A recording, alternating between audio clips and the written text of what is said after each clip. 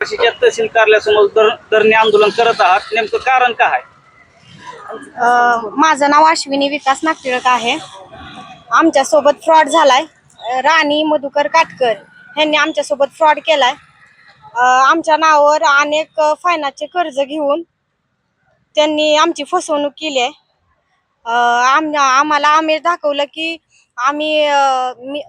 तुमच्या नावचं 50,000 कर्ज आम्हाला द्या, त्याच्यानंतर तुम्हाला मी ह्याची परतफेड चांगली करते, त्याच्यानंतर तुम्हाला तुमच्या लेकरांच्या भवितव्यासाठी तुम्हाला लाख 1.5 लाख रुपये कर्ज भेटल. ह्याच्या आम्हाला आमिष दाखवून तिनं आमच्यासोबत फ्रॉड केला आणि ती पळून गेली.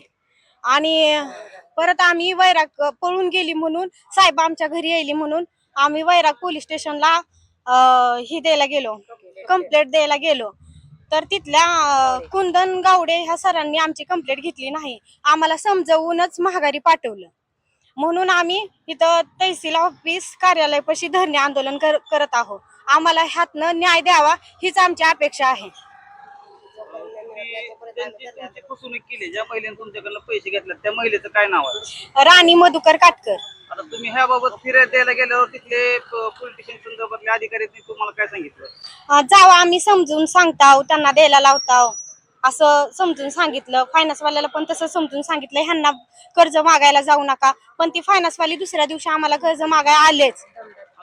मागणी काय आहे तुमची? आम्हाला न्याय द्यावा. आमची फसवणूक झालेली आहे, ह्यातनं आम्हाला न्याय भेटावा. आम्हाला नीलपावती भेटावी. मला इथे जर न्याय भेटला नाही तर आम्ही कलेक्टर ऑफिस पुढे जाऊन आंदोलन करणार सर्वजण.